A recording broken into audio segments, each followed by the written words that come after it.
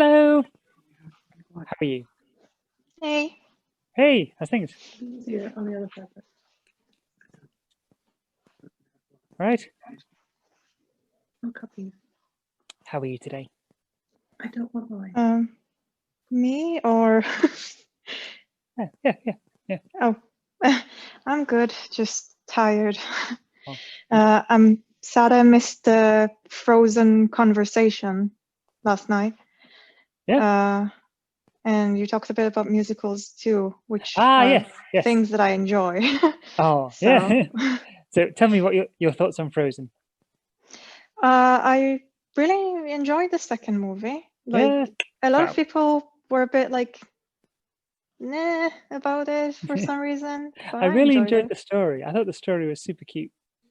It was like Avatar: The Last Airbender.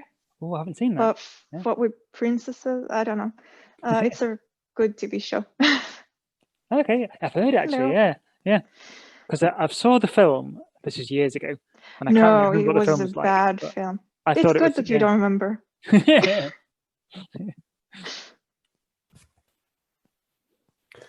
What's the film? Oh, we first talked about Frozen 2, and then we talked about Avatar: The Last Airbender. That was based on a TV show, and the movie was The Abomination. I think Malcolm likes Last Airbender as well, the TV show. Yes, the animation is very good. Yeah. I've heard the stories are really cool as well, and kind of lots of morals and ethics and things in them. Yeah. So Frozen 2 is basically Avatar: The Last Airbender. Oh, okay.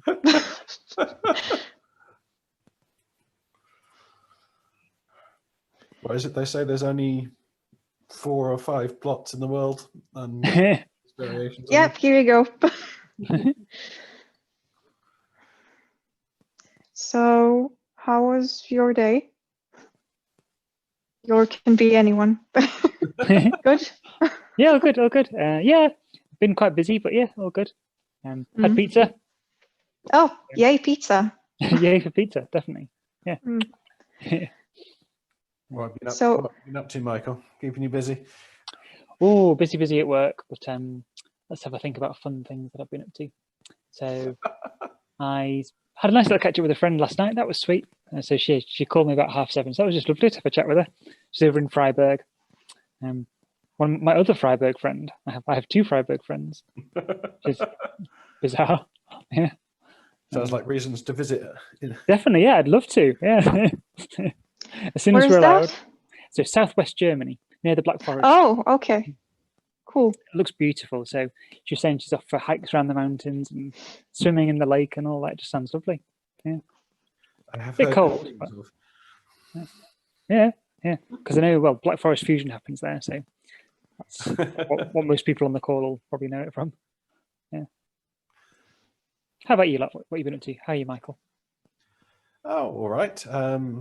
I'm using up some holiday, so I have time doing not work things, which mostly involves going for a very long walk around my local town.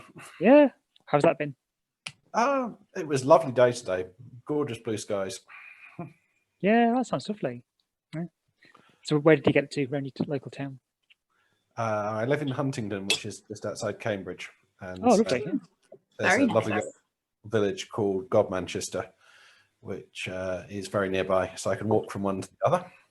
We hear tourists say that when they come to our town, Manchester. Manchester. God, Manchester. Indeed. Depending where you've disembarked. Yeah. Got to see some very cool weather vanes. Yeah, that's cool. Including one with the Grim Reaper, which was a bit kind of wow. On the nose at the moment. Were they up on the top of churches, or where were they? No, different houses. Just what you want to remember whenever the wind blows. Which direction do you need to go? Where is death? Fucking hell. Well, hi everybody. How are you, Frankie? I'm pretty good, sweetheart. Yay. We're on the matching plaid today. Yeah. Got Colin on. I should probably take him off. Actually, I'm gonna get he's very efficient. I'm gonna get way too warm during the course of this, so I may have to have a wardrobe break sometime. Oh, is that one of Colin's? Is that Colin you're wearing? This is Colin. This is Colin. Okay. This is my shirt boyfriend, Colin. Oh. Your wardrobe has names. Interesting. This one does. He's back when lockdown first started. He was my shirt boyfriend who I cuddle. I had a pillow inside him and I cuddled him for comfort. So Aww. now he will always be my shirt boyfriend. Oh. Hi, Malcolm. I love this. Hi, hey Tash, who else have we got? Hi Em, hi Evan, hi Kitty and Rory. How is everybody doing? Super good. Excellent. Ooh, Malcolm, what are you up to? Ooh, is that the radiator? Is this the mystical? The radiator, the scraped radiator. It's just been painted white, but I'm thinking of what I'm going to paint on top. I've got a couple of blue colors, and I might just do like not stripes, but sort of outline pattern. Yeah. What color is it at the moment? As in, it was green, so I took all the paint off, and now I'm just painting it white before I put anything else on.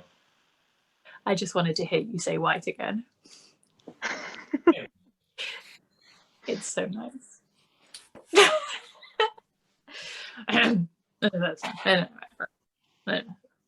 Hey, Bina. Hey, Bina. Hey, Ashura. Hey. How is everybody doing? Gordon, how are you doing, sweetie? Gordon's here. Gordon's here. Was that? I've just. Duncan, we here. Oh, we've got Andromeda and Jen. Hi. Sorry, what were you saying, Gordon?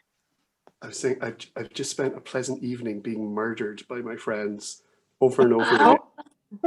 That's so nice. Mazel tov. Is it like Edge of Tomorrow? I don't know what that is, but Live, yes. Die, Repeat with Tom Cruise. Oh yeah. It was exactly like that, except Malcolm was being evil. Ah, okay. Oh, Among Us. Yes, get it. Yeah. Hey, Kim. Hello. Would strongly recommend. That sounds excellent. Tal, how are you doing? You look once again very snuggly and encased in amongst pillows and soft toys and everything. Yeah, because for me it's 11, so I'm just getting ready for. But I'm so impressed that you join us, even though it's later for you. That's fine. It's my time to relax after all the long day. Yeah, I was really sad I couldn't join yesterday because I missed some. I said it in the beginning. I missed some Frozen talk, so I'm all up for that. Frozen and musicals, talk to me.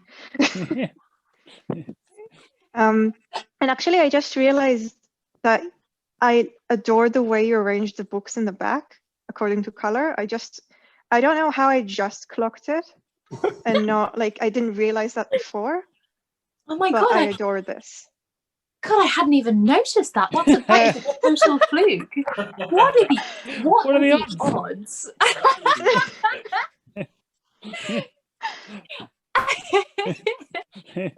I'm so glad you like it. Oh, I am going to have to go and take one off. I'm getting way too hot already. Right, okay. I will return. Oh. How were you today, Bina? You were sewing frantically last night. Yeah, I'm still going to do some sewing, but I needed to come down and get my charger, which was down here. So. Yay. Yeah. How have you been? Right? Yeah, all right. Alan's back tomorrow, Oh, which is wonderful. better than when he was back yesterday, where he waved at me from a distance and then took our car. Why did that happen? Because he's safest, he'll be COVID-wise straight off of the ship, because he's just left the ship, which is a perfect quarantine situation. Yeah. But he got a hire car, but he wanted to go and see his parents while he's still super safe. Yeah. So he didn't. Sense, I suppose. And I've seen my parents within the last 2 weeks, and my dad's working in a college.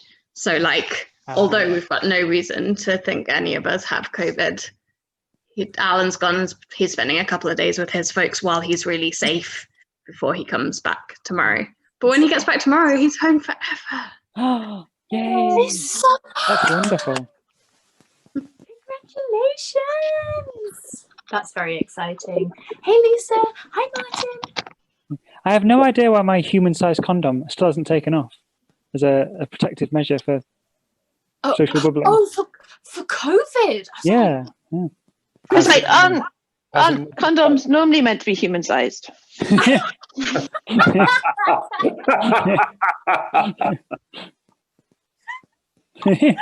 Good point, Lisa. Where was this? Where was this in the contraceptive chat last night? Yeah, we missed that whole chapter. Yeah. Oh God. Fortunately, we can talk about that tonight. The night is still young. The night is, it's so young. It's so young. So young and innocent. It won't stay that way. And honestly, like, it's a good group to just bring contraceptive chat up with at the vast majority of times. So, Definitely, I'm here for that. Potentially in 50 to 55 minutes. Exactly. Jen, may I ask what you're sewing? May I see? Are we allowed to see? Hi, it's going to be like a little Christmas wreath. Oh, that's so pretty. Like That's a kind so of pretty. That is very cute. I will show you when it's done.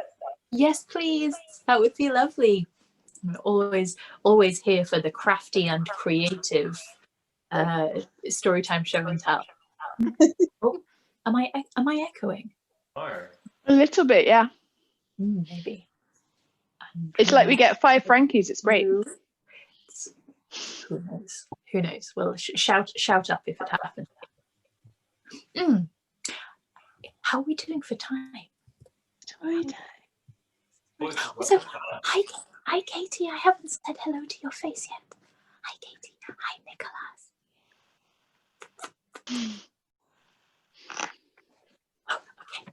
Okay. I think it might be story time. I feel so much better out of that shirt. I love him, but he's quite smothering, you know? Like,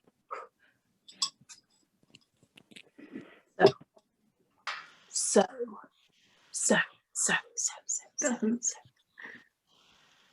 There we go. Right. We're cracking through this. We're like halfway through by now. Look at that.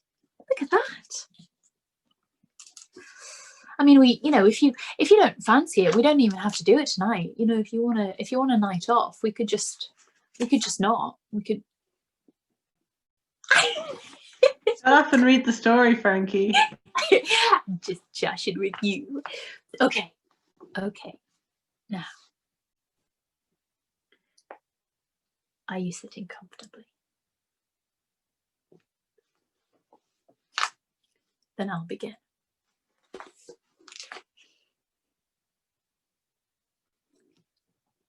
Chapter 17. On a cloudless night, ink dark, with only a rind of a moon above, the Golem and the Djinni went walking together along the Prince Street rooftops. The Golem had never been on a rooftop before. She'd protested briefly when the Djinni arrived at her boarding house and told her their destination. But is it safe up there? As safe as walking anywhere in this city at this hour? That's not very comforting. For you and me, it's perfectly safe. Come on. She could tell from his posture and his voice that he was in one of his restless, obstinate moods.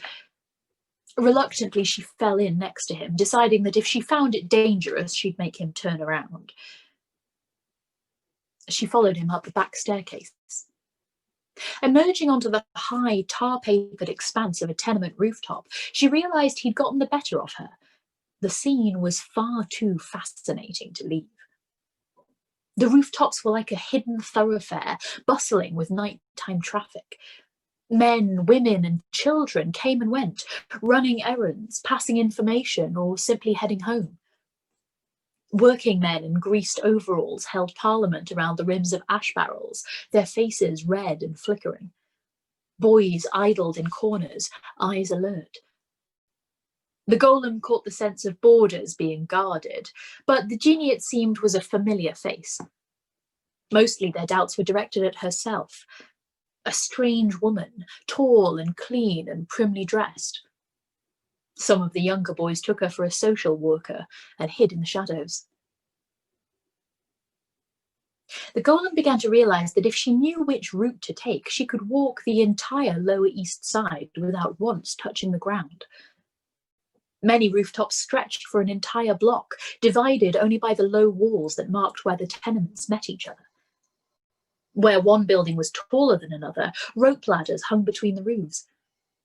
In some places, there were even plank bridges spanning the narrow gaps of the alleyways. The Djinni crossed the first of these with indifference, not even glancing at the 4-story drop, and then turned around and waited for the golem to follow.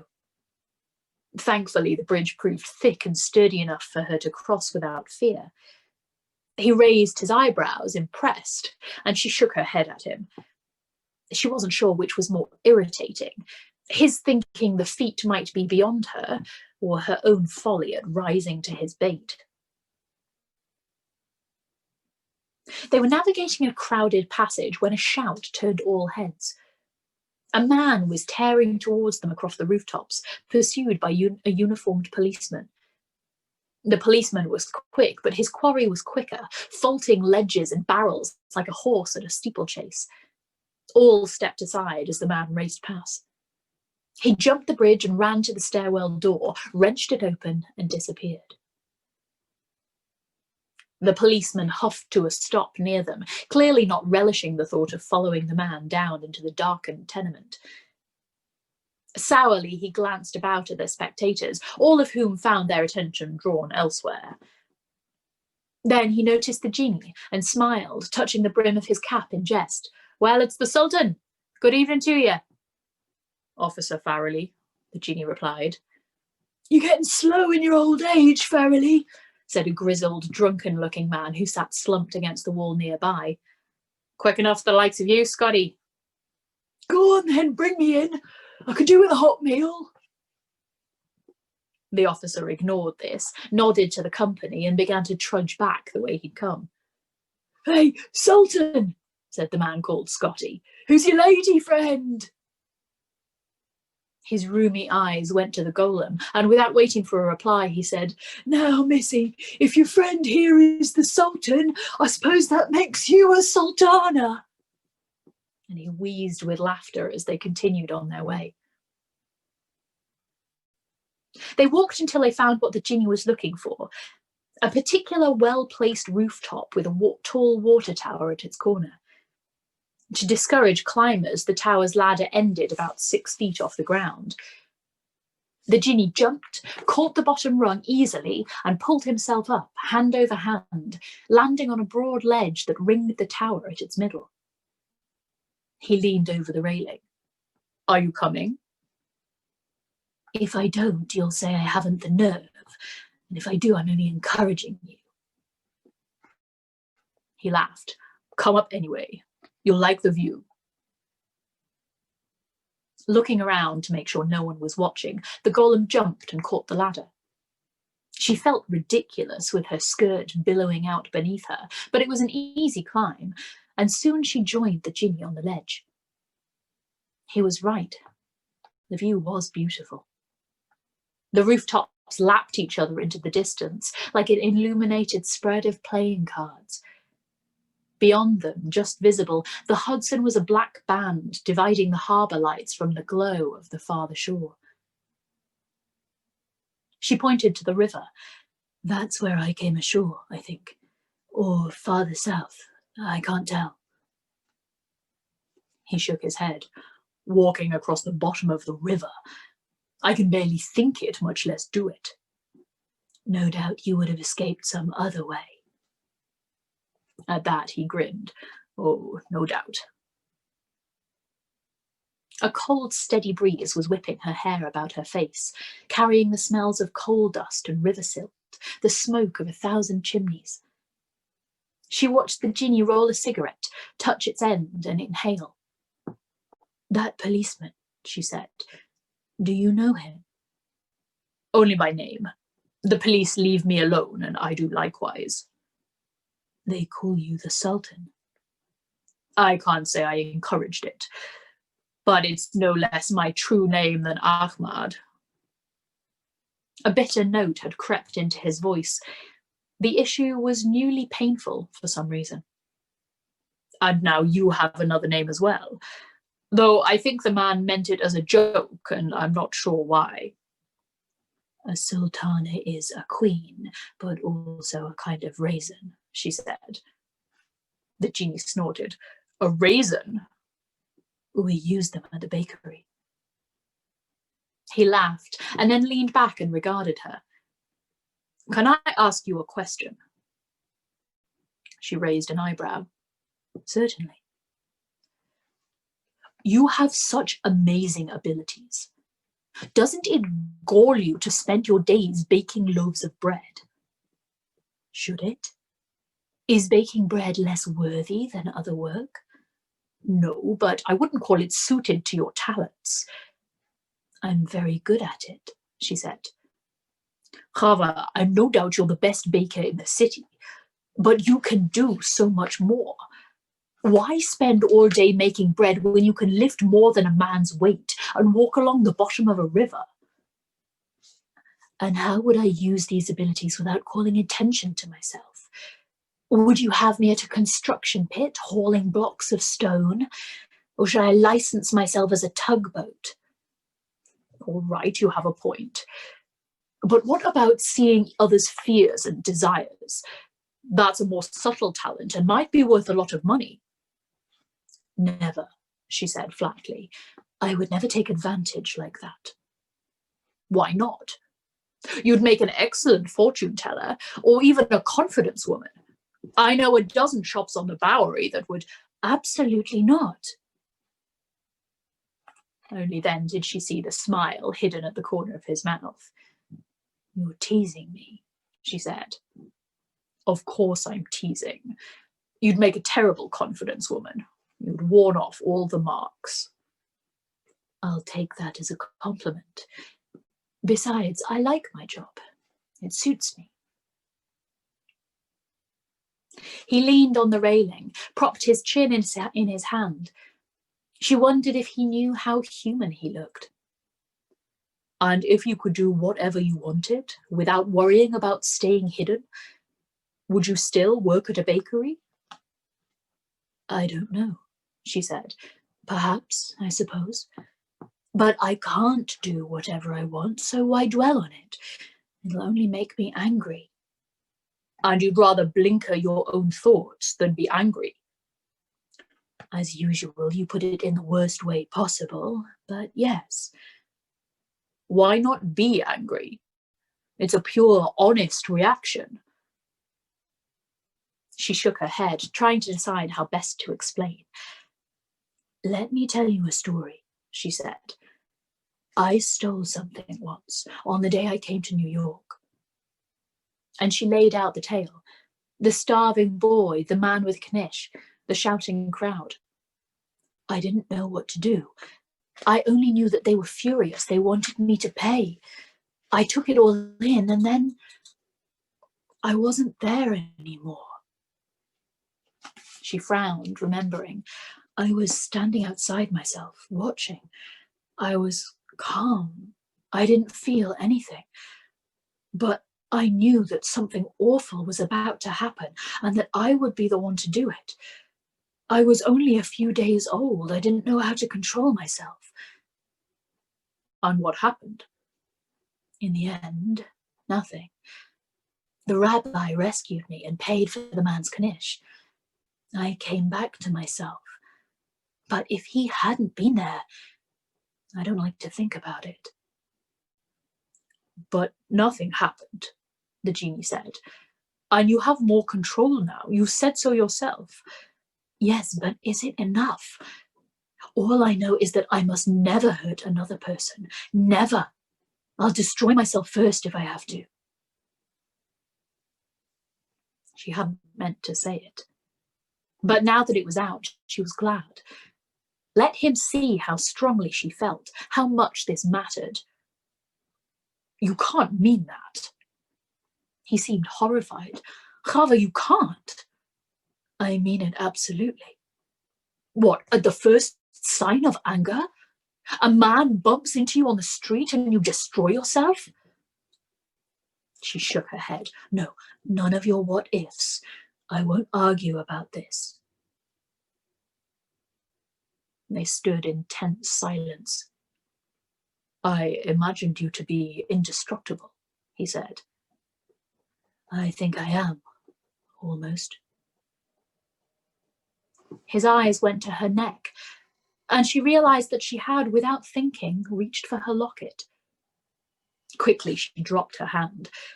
Both glanced away in something like embarrassment. It was growing colder.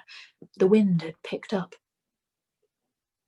I forget sometimes, he said, how different we are.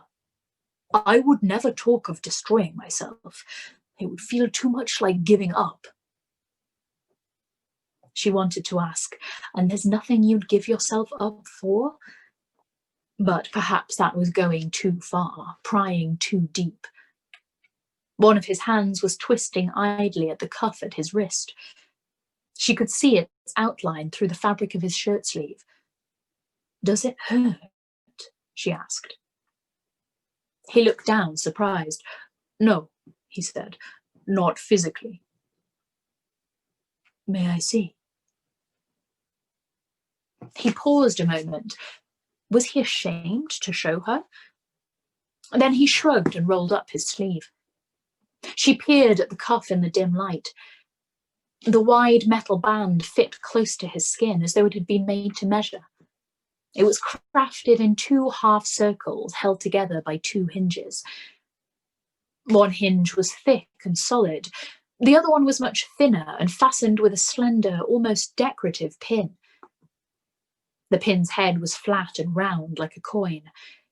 She tried to pull it out, but it held tight. It doesn't move, he said. Believe me, I've tried. The pin should be the weakest point. She looked up at him. I can try to break it, if you'd like. His eyes widened. By all means. Carefully, she worked her fingers around the edges of the cuff. His skin was shockingly warm. He started at her touch and said, Are your hands always so cold? Compared to yours, they must be. She gripped the metal with her fingertips. Tell me if I hurt you. You won't, he said, but she could feel him tense. She began to pull, steadily and with growing force, up past the point where ordinary metal would have given way. But both pin and cuff held fast, without bending even a fraction of an inch. The Djinni was bracing against her, his free hand around the railing, and she began to realize that the railing, or else the Djinni, would break long before the cuff did.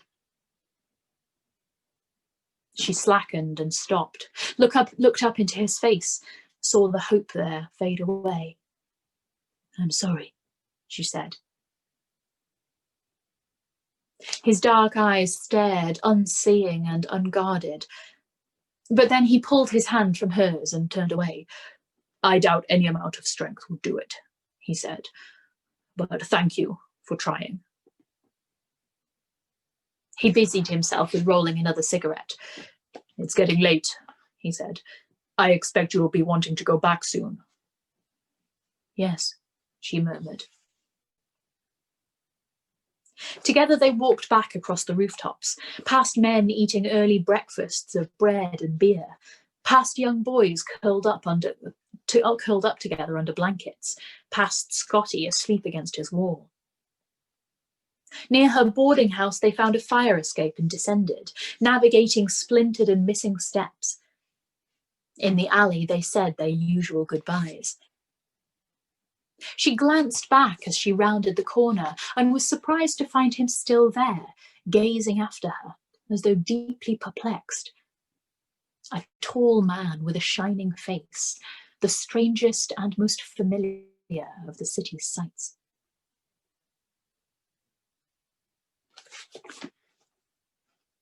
Arbeli had been right about the interest that the tin ceiling would generate.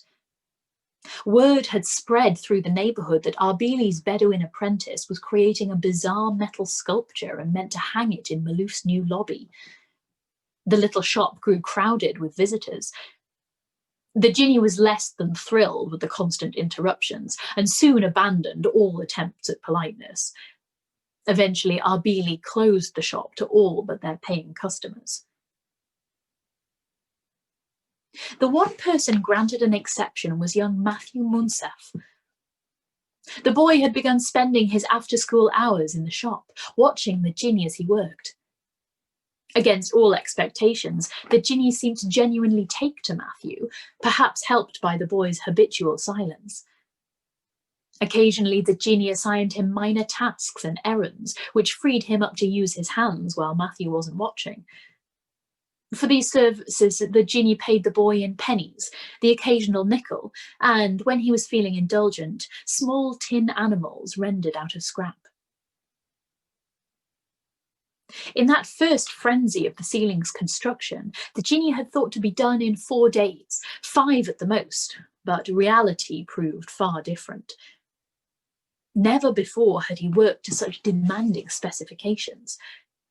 It wasn't enough to measure the ceiling roughly, it must be exact to within a fraction of an inch, or else it simply wouldn't fit. One entire day was spent perched on a ladder in the lobby, measuring and double-checking and shouting numbers to Matthew, who wrote them down carefully in a little notebook. After that, he pulled down the old tiles, a grimy job that coated him in cobwebs and plaster dust. Then the ceiling was replastered and carefully smoothed. It was all painstaking, arduous work. More than once, the Djinni thought about abandoning the project entirely, even melting it down, but something always stopped him. The ceiling seemed to belong to everyone now. Malouf, Matthew, Arbeli, the tenants, the well-wishers who stopped him on the street and asked how it was coming. In an odd sense, it was no longer his to destroy. At last, the preparations were complete. As Arbeli watched, his nerves fraying, the Djinni carved the finished ceiling into large, irregular pieces, following the lines of the valleys and steep cliffs, turning it into a giant puzzle made of tin. They loaded the pieces into a straw-packed cart and pulled it to Malouf's building. Matthew was waiting for them, excitement on his face, and Arbeli hadn't the heart to ask if he shouldn't be at school.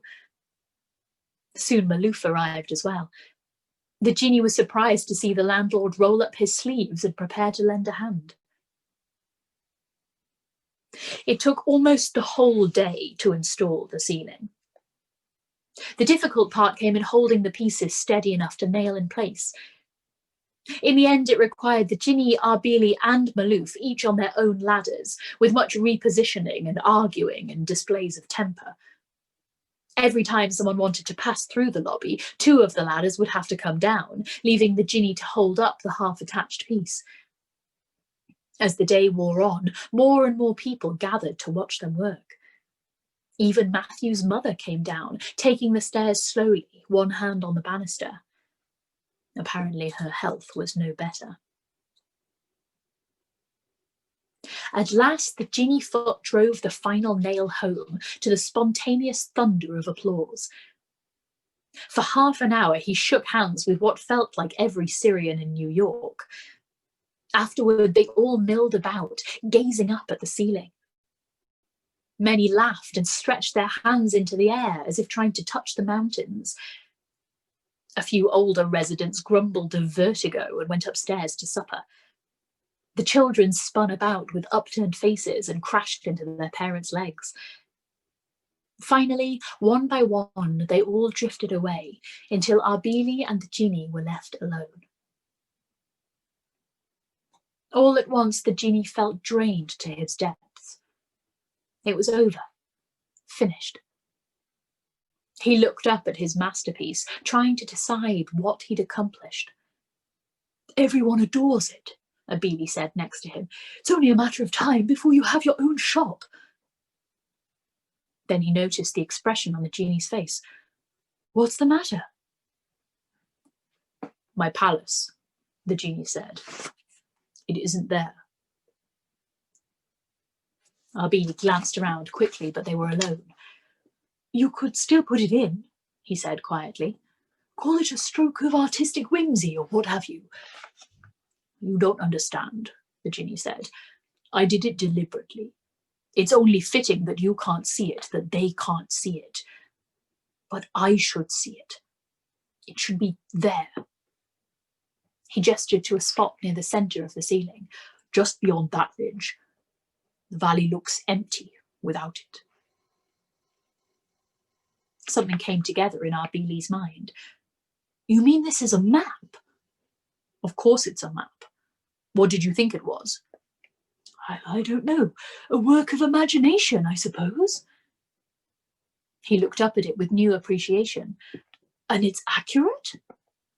I spent 200 years travelling every inch of these lands. Yes, it's accurate. He pointed to a mountain in the corner near the stairwell. I mined a vein of silver on that mountainside once. A group of Ifrits tried to steal it from me. I fought them off, though it took a day and a night. His finger moved to a narrow plain, deep in shadow. That's where I met up with a caravan bound for Hashem. I followed them invisible until they reached the Ghouta. It's the last thing I can remember from my life before. Abili listened with chagrin.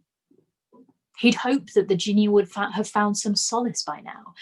In his work, the life he built for himself, the nighttime excursions that still gave Abili palpitations.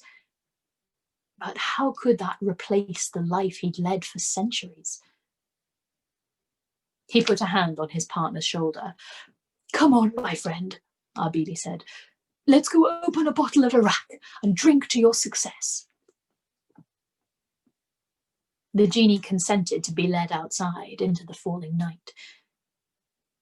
And behind them, Matthew crept down the staircase and stared up at the ceiling again, his eyes wide with wonder at what he'd overheard.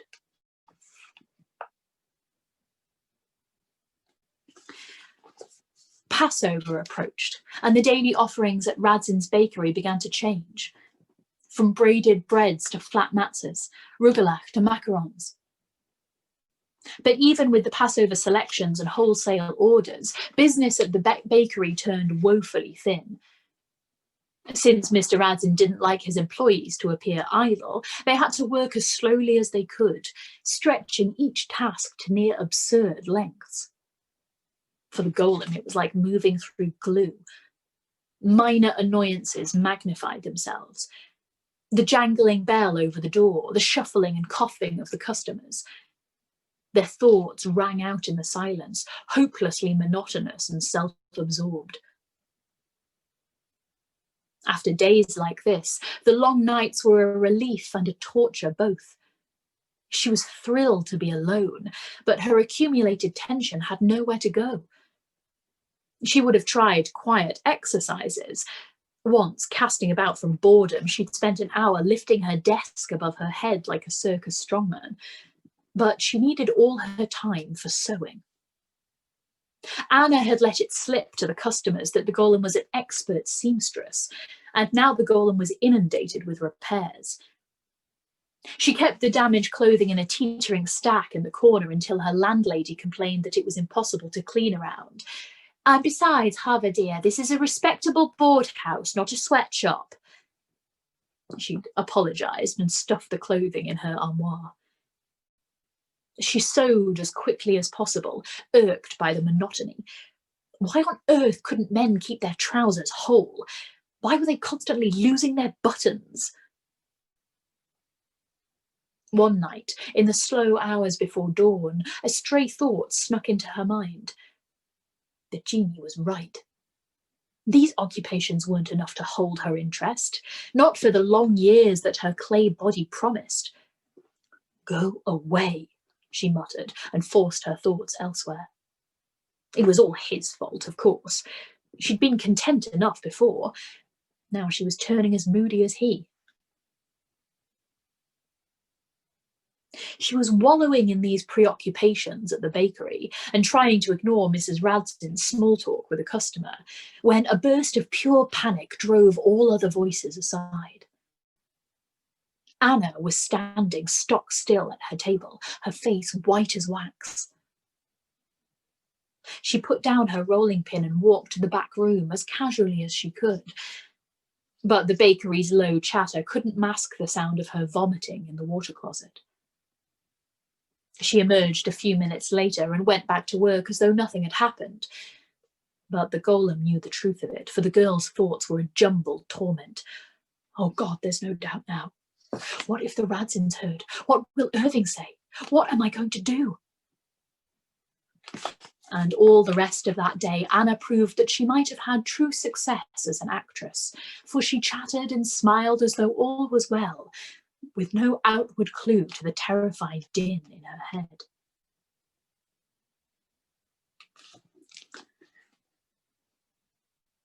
While the Djinni had been preoccupied with Malouf's tin ceiling, spring had taken root in Manhattan. In the desert, he'd seen the seasons change countless times, but this one felt like a magic trick. A day of hard rain washed the garbage from the half-frozen gutters, and then, improbably, the sun emerged. The filthy snowdrifts that had sat on the corners since November began to crater and dissolve. Windows shuttered for months were flung open, clotheslines restrung. Rugs and counterpanes were hauled onto the fire escapes and joyously beaten. The air began to smell of dust and sun-warmed cobblestones. As the Djinni walked to the Golem's boarding house that week, he tried to decide whether to tell her about the tin ceiling. Usually he made a point of saying little about his daytime work, but this she would want to hear about. She'd praise him, tell him how glad she was for his success, and something in him rebelled against it. He didn't want praise from her, not for this, not when she knew how much more he'd once been capable of. To even mention the ceiling felt dangerously close to giving in, settling, declaring this life to be good enough in a way that it hadn't with Arbili. He reached her boarding house and found that, as usual, she'd been watching for him. But instead of her usual caution, she wrenched open the front door and barreled down the steps as though fleeing a terrible argument. She cast no worried glance at her neighbour's windows. She didn't even bother to put up her hood. "Where are we going?" she asked by way of greeting. "Central Park," he said, taken aback. "Will it be a long walk?" "I suppose, but..." "Good," she said, and set off without waiting. He hurried to catch up with her. Every line of her body spoke of frustration. She walked with her head down, impatiently jumping the maze of puddles, apparently forgetting she'd once scolded him for doing the same. Her hands flexed at her sides. He'd never seen her like this. They walked for some blocks, and at last he said, "If it's myself you're furious with, please let me know. I'd rather not go on guessing." Instantly, her anger turned to chagrin. "Oh, Ahmad, I'm so sorry. I'm poor company. I shouldn't have come. Except I might have torn down the house rather than stay inside another minute." She pressed her hands to her forehead as though fighting a headache. "It's been a terrible week." "How so?" "I can't say much. There's a secret that isn't mine to tell. Someone at the bakery is extremely frightened and trying to keep it hidden. I'm not even supposed to know." "I can see how that would distract you." "I can barely think of anything else. At least a dozen times I've had to stop myself from saying the wrong thing." She hugged herself, scowling. "I've been making so many mistakes. Yesterday I had to throw away an entire batch of dough, and then today I burned all the butter horns. Mr. Radzin shouted at me, and Mrs. Radzin asked me if everything was all right. Asked me! While Anna goes on smiling as though nothing... She stopped, hands flying to her mouth. There, you see? Oh, this is intolerable. If it helps, I'd already guessed it was Anna. You don't have that many colleagues. Please don't tell anyone. Chava, who would I tell? What would I tell? I don't even know the secret. And I'm not going to say it, she muttered. At length, the gates at 59th Street appeared, and they entered the park along the darkened path, leaving the street lights behind. Twigs and branches shivered above them in the sudden hush. The golem slowed and looked around with fascination, her ill mood visibly fading. I've never seen so many trees. Just wait, he said, smiling. They rounded a corner, and the full scope of the park came into view, the rolling stretches of lawn and distant groves.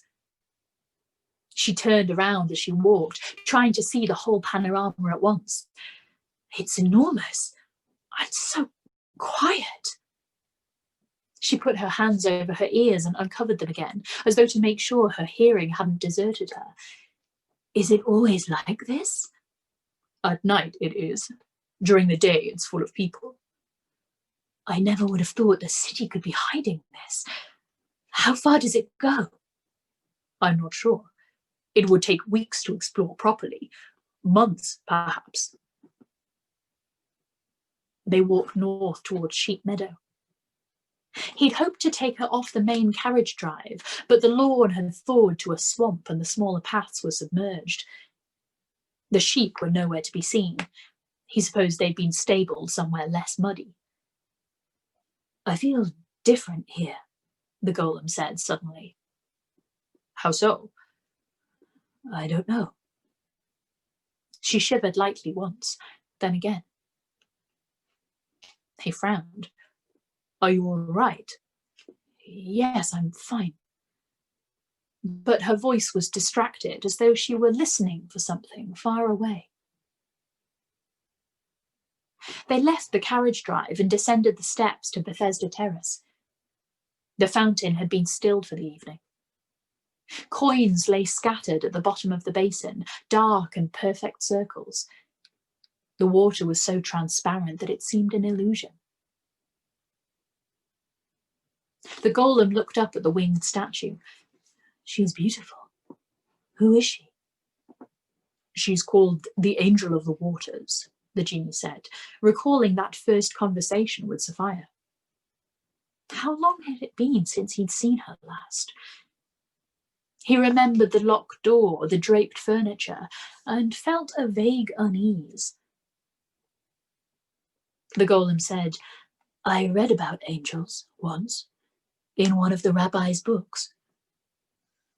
She glanced at him. You don't believe in them, I suppose. No, I don't, he said. He thought she might be waiting for him to return the question, but he didn't want to talk about angels or gods or whatever else the humans had invented that week. The park was too calm, too hushed for an argument. He thought again of bringing up the tin ceiling, but could see no graceful way to do it. She'd think he was a child hunting for praise. For a while they sat against the basin's rim, the Djinni ever mindful of the water behind him, and watched the lake as it lapped against the terrace. The night had grown heavy with fog, and it set his skin prickling. The golem was a cool and solid presence at his side. Her head was tilted upward. She was looking at the sky. Even this far into the park, the city's lights illuminated the haze of clouds, giving them depth and texture. I wish my life could always be like this, the golem said. Calm, peaceful. She closed her eyes, and again it seemed she was listening for something. You should come here on one of your Saturdays, he said. It's different here during the day. I couldn't come alone, she said absently. He wanted to protest this, but then he recalled how noticeable Sophia had been, a solitary woman by the fountain. The golem didn't have Sophia's beauty, but she drew the eye nonetheless. Perhaps a chaperone wasn't the worst idea. What about that friend of yours, Michael? You could bring him. She opened her eyes, gave him an odd look. I'd rather not. Why? Have you quarrelled? No, not as such. I haven't seen him since we went to Brooklyn, but he might misconstrue the invitation. He frowned, not understanding, but then remembered what he'd forgotten. This friend wanted more from her, and it made her uneasy. It would be an afternoon in the park, not a lifelong meeting. She winced at this. He's a good man. I wouldn't want to lead him on. So you'll avoid him for the rest of his life to keep him from getting the wrong impression? You don't understand, she grumbled. He has desires for me. They're very loud. And you have no romantic feelings for him at all? I don't think so. It's hard to tell. He snorted. Maybe you should lie with him. It might clarify things. She jerked as though he'd slapped her. I would never. Never? You mean with him or with anyone? She turned away. I don't know. It's difficult to think about. It was a clear signal, but he decided to ignore it. It should be easy. They're the ones who complicate it beyond reason. Of course you would say so, and I suppose I should follow your example and take all the pleasures I can. Why not, when there's no harm done? By which you mean that you aren't harmed, and that's what matters. She rounded on him, full of ire. You go here and there, leaving God knows what in your wake, and then you think less of them for worrying about the consequences. Meanwhile, I have to hear every, I wish I hadn't, and what'll I do now? It's selfish and careless and inexcusable. Her startling anger seemed to have run its course. Frowning, she turned away in stony silence. After a moment, he said, Chava, have I done something I don't know about? Did I harm someone? Not as far as I know, she muttered. But your life affects others, and you don't seem to realize it. She looked down to her hands, tangled in her lap. Perhaps it's unfair to wish otherwise. We're our natures, you and I. Her words hurt more than he might have thought. He wanted to defend himself, but then maybe she was right. Maybe he was selfish and careless. And he was right as well to think her prudish and overcautious. Both of them had their reasons as well as their natures. He looked out over the lake, which lay dark and still, somehow unruffled by their argument. We can't seem to talk without fighting. Her words were uncomfortably close to the drift of his mind. He wondered sometimes if he was as opaque to her as she thought. It's strange that we can be friends. I hope that you do consider me a friend and not a burden. I don't want these walks to be something you dread. She glanced at him quickly as if embarrassed. It feels strange not knowing. Were you anyone else, I wouldn't have to ask. It took him a moment to respond, and he had to dare himself to match her honesty. I look forward to walking with you. I think I even look forward to the arguments. You understand what my life is like, even when we disagree. Our Beely tries, but he can't see it the way you can. He smiled. So, yes, I consider you a friend. And I would miss this if we stopped. She returned the smile, a bit sadly. So would I. Enough of this, he said. Are we seeing the park or aren't we? She chuckled. Lead on. They left the terrace and walked up the steps to the mall. The thickening fog had wiped the world away, leaving only the broad elm-lined path and a misty horizon. Next to him, the golem seemed like a manifestation of the landscape. This place makes me feel strange, she murmured. Strange how? I'm not sure. Her hands came up as if feeling for the words in the air, like I want to run and never stop. He smiled. Is that so strange? It is to me. I've never run before. What, never? Never. Then you should give it a try. She paused as if considering, and then she leapt from his side. Her legs stretched behind her, her cloak flowed outward like a wing, and for a long moment her body was a dark shape flying away from him at incredible speed. He stood, stunned, watching. And then he grinned and took off after her, shoes pounding the slate, the trees blurring to either side. Was he gaining on her? He couldn't tell. She'd disappeared. She'd run from him so quickly.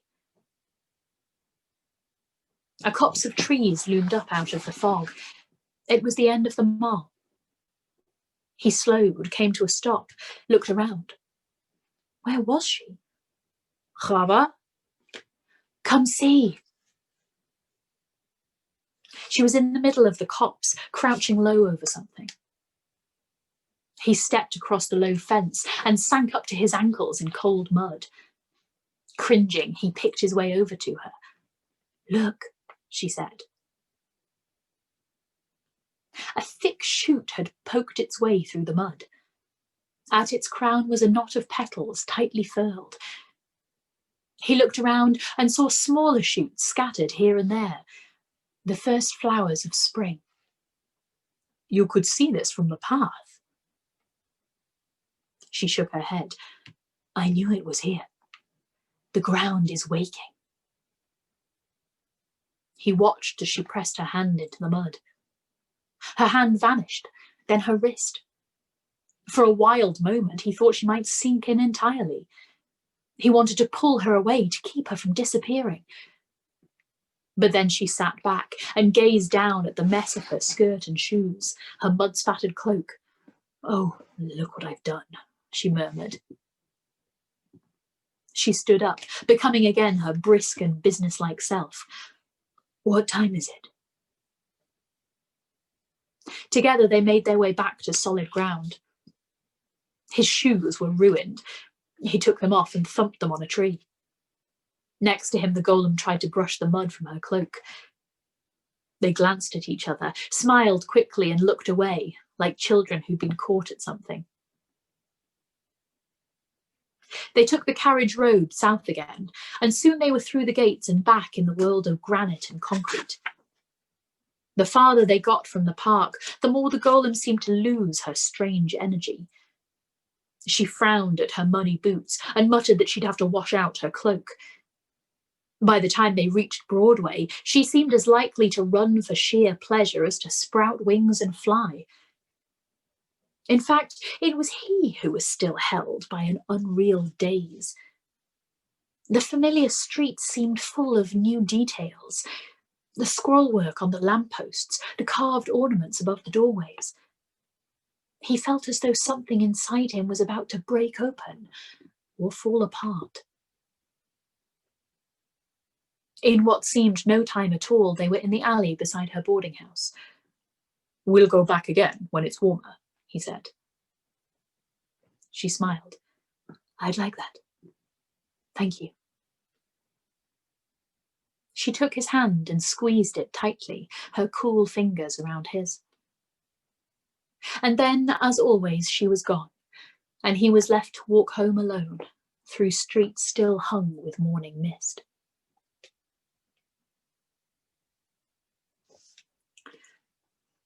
Chapter 18. Passover stretched on, and the Lower East Side turned into one giant craving. For a pastry, a bagel, anything really, as long as it wasn't matzah. Finally, mercifully, the holiday ended, and the neighbourhood streamed to the local bakeries in relief. Knowing that her morning shopping trip would be akin to a mob scene, the sheltering house cook deputised Joseph Shull to go with her to Schimmel's, their new supplier, and help carry back as much bread as possible. Michael had justified the switch from Radzin's with talk of better labour practices and the need to support younger businesses. But the cook remembered the gift of almond macaroons, noticed Michael's recent glum mood, and didn't ask too many questions. On this day, though, Schimmel's was a madhouse. The line stretched far out the door. Inside, the employees were running around in a panic, searching for ingredients and frantically rolling out dough, or else apologising to disgruntled customers whose favourites had already disappeared from the cases. The cook stuck her head in, frowned, came back out. "We're going to Radzin's," she told Scholl. "Michael won't know the difference." Yehuda Shalman could not have cared less which bakery they bought their bread at. The strain of passing himself as kindly old Joseph Scholl was taking its toll. He'd been to every synagogue, every yeshiva, every place of Jewish learning he could find, and he felt no closer to his goal, to the secret to life eternal. Never once had he felt a pull from his dowsing spell, even though he knew without doubt that it had worked. Was this why he'd come to New York? To run errands and settle dormitory squabbles? For a month now, he'd gritted his teeth and continued, having no other choice. This was his only hand. He'd play it out until he won, or it killed him. With as much enthusiasm as he could counterfeit, he followed the cook back through the sodden, overcrowded streets. The line at Radzin's was no shorter, but at least it moved. Inside, he hovered near the door, distrusting the crowd. The bakery was packed with people, their steamy exhalations fogging the glass and turning the air thick and humid. Shalman began to sweat in his wool cloak. At least the workers were diverting to look at. They moved quick as machines, especially the tall girl at the near table who was rolling out dough as if she'd been born to it. He found himself fascinated by her hands. They moved without pause, without a single wasted gesture. He looked up at her face, a plain girl, yet familiar looking. There was a sharp, insistent tug as the dowsing spell came to bear. And in that moment, he recognised her. The girl looked up, startled. Her eyes confusedly roved the crowd, as though not sure what she was looking for. But Shalman had already slipped out the door. He forced himself to keep calm, his mind clear, until he reached the end of the block, and then leaned against a wall, trembling with shock. His golem! The golem he'd built for Rotfeld! She was here, in New York! He'd imagined her rotting away in some rubbish dump. But did that mean that Rotfeld had brought her to life on the ship before he died? He must have. He'd been more than fool enough to do it. And now she was roaming masterless in New York, a hunk of clay with teeth and hair, a dangerous creature who looked like a woman. And Shalman had no idea what it could possibly mean.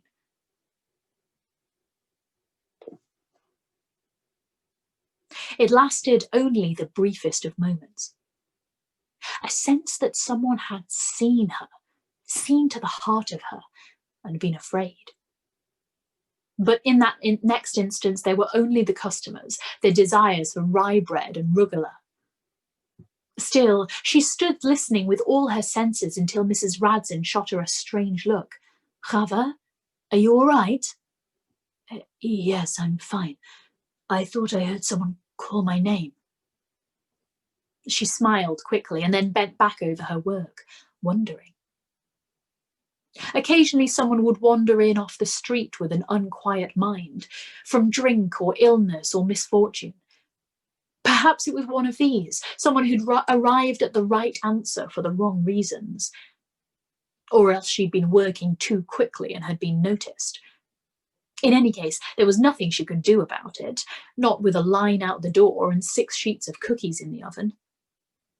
For the rest of the day she listened, but heard nothing, and other, more insistent worries rose to eclipse it. Anna's situation was growing worse. The girl was now retreating at least twice a day into the water closet to vomit, and the Radzins had inevitably taken notice. At each of Anna's hurried departures, Mrs. Radzin's mouth would pinch in distaste, and Mr. Radzin's expression would turn sour. It was clear to all that the jig was up, but still, maddeningly, no one said a word. They said plenty to themselves, though, and by midweek the Golem thought she might go deaf from the noise. At night, over her sewing, she reviewed the silently gleaned details of Anna's situation. The girl was at least 2 months along. Her young man still didn't know. She'd told 2 girlfriends, sworn them to secrecy, though who knew how long that would last. She thought about having it taken care of, but she couldn't afford to go uptown, and the places on the Bowery frightened her more than telling Irving. She liked to tease and quarrel with him, liked making up after an argument even more, but who was he at heart? Who would he be when she told him? The Golem turned it over and over, trying to decide what Anna should do, but she could find no advice to give. The rabbi would say that her friend had acted rashly, made poor choices, and this was undoubtedly true. But when placed next to Anna's, her own life seemed a pale shadow, without even the opportunity to make Anna's mistakes. She wasn't human. She would never have children. Love itself might be beyond her. How could she say she wouldn't have done the same as Anna if she'd been born instead of made? At dawn, she was still hunched over these thoughts, irritably stabbing her needle into someone's trouser leg. Not even a week had passed since her heedless run in Central Park, and the easy joy of it seemed like someone else's memory. Then again, it had been a strange experience. She remembered the insistent pull of the earth, and the way her senses had stretched out in every direction, taking in the whole of the park. And the Djinni. He'd looked so oddly lost in the alleyway, so unlike his usual confident self, and she couldn't even guess the reason. She'd grabbed his hand out of an impulse to reassure herself that he was still there. She tied off the thread, snipped it close to the knot. There, trousers mended. She only wished these men would stop ripping them. She put on her cloak and walked to the bakery, braced for another day of fears and silences. And then Anna came through the back door and ripped the ground from beneath her feet.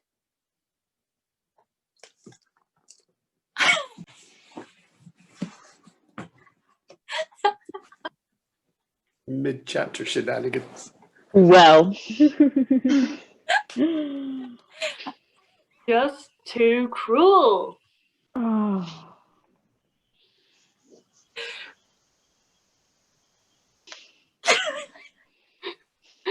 Yep. You seem to enjoy nothing more in life than that. Torturing us. Mm-hmm. It's all just a power trip, isn't it? Yep. Dance, my pretties. There are dancers, so why not?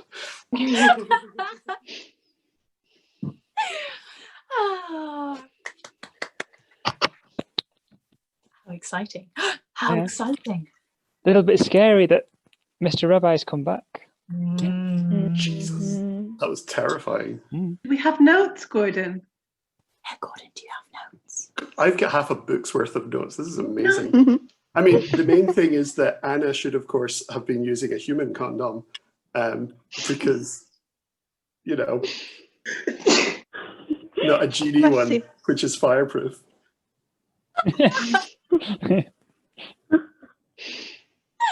Oh my god! Oh my god! I take it I'm not the only person who's wondered about Djinnis and condoms. Then did I miss something in the chat? I think we're all thinking it. I know I lie awake at night thinking about it.